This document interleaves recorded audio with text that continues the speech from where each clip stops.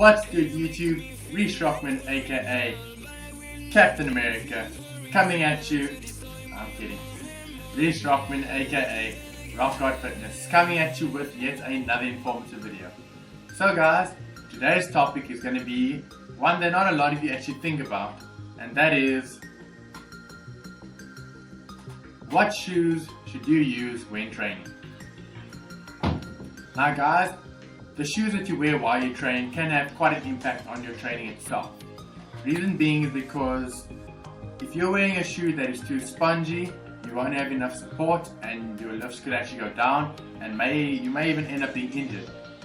So there's three things that I look for when trying to find a good training shoe. Number one is price, number two is comfort, and number three is stability. Number one, you don't want to buy a shoe that will cost you an arm and a leg.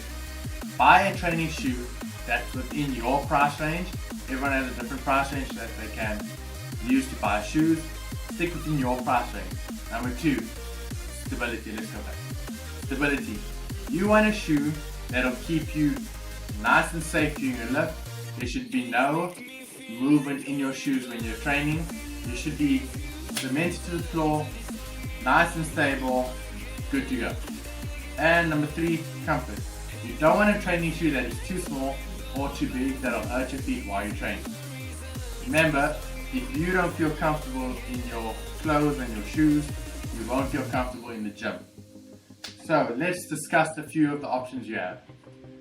I've got about 4 pairs of my shoes, and this is what I'll use each one for. My primary training shoe is usually my New Balance Minimuses. The reason being is because they've got an extremely minimal sole and they're comfortable. Only downfall with these was they were a 1,400 Rand. But it's an investment I was willing to make, so I bought them. Great training shoe. Reason being is because of the minimal sole and it's very comfortable. My number one leg day shoe. Listen to what I said, leg day shoe. Now the reason why I have a shoe with such a minimal sole is because when I do deadlifts, for instance, you don't want a shoe, sorry there's a car going by. I'm doing this in my room by the way, so there's a window right behind me. Let's get back to this. Reason why you want a minimal sole shoe when training legs is because of the fact that when you do deadlifts, for instance, however high off the ground you are, that adds range of motion to the lift. The more range of motion you have, the harder the lift will be. Remember, you want to get the weight from point A to point B.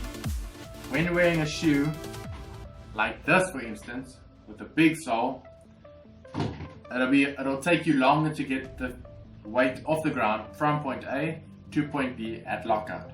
That's the number one reason why I bought the shoe. Also, I feel that when I wear that shoe during leg day, I can actually contract my legs a lot better, especially when training calves, which I hope actually has given me some calf gains over the 3 years. I had these shoes for about just over a year now. Yeah, I bought them in Cape Town and I do love them. Okay, that'll be my number one choice of shoe, especially for leg day. My second choice of shoe would be something like this. Not for leg day, but for upper body day.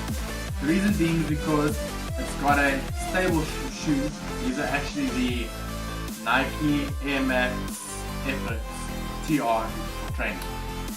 What they've done with this shoe is they've created a solid sole, but at the same time it's supportive, but it's very comfortable.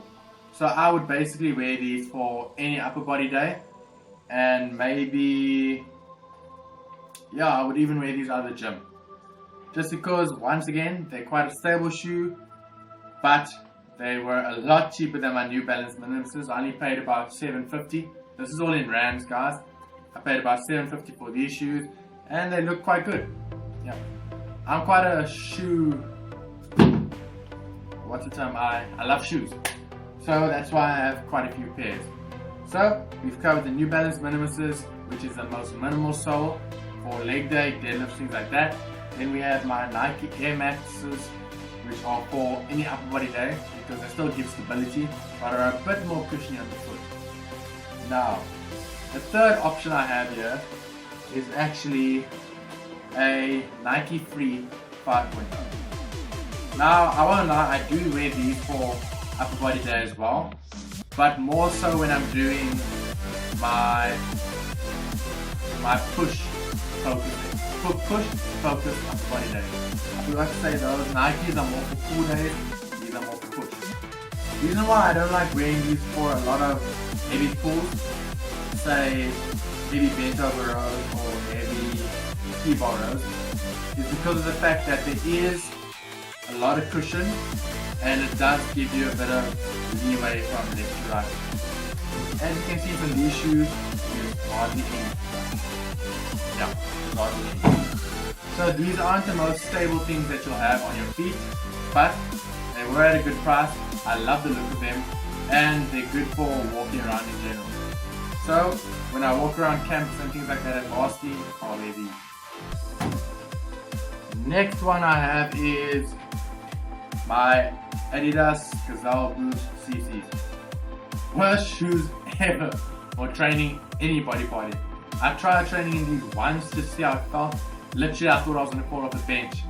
All these for incline bench, the one day I swear my total went down from 80 kgs that day all the way down to 60.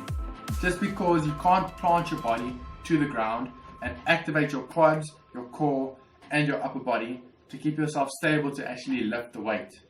So those are my shoes for actually any cardio specific training I do, or even just normal cardio and everyday walking. Everyday walking in those, brilliant because of the heavy cushion sole and they're very comfortable on my foot. So guys, this was just a little topic video, just telling you what shoes you should wear when training and the reason for it. So just to recap, try and buy a shoe. If you're just looking at one pair of shoes, try and look for a shoe with the most minimal sole, a shoe that's very comfortable on your foot, that's very cheap. Honestly, I think the best shoes out there would probably be All Star Converses, Chuck Taylors. I think there's another shoe called A&I, but that's more of an overseas brand. So for my South African subscribers, look at more the All Stars. Probably about 600, 500 Rand. Pretty good shoe, very stable base and not too high off the ground. So guys, from me, Reece Rockman, aka Rockout Fitness, this is the end of the video. Please comment down below what shoes you guys use. Please give the video a like, comment, subscribe, tell your friends, tell me what other videos you want to see, and I'll see you in the next one. Cheers.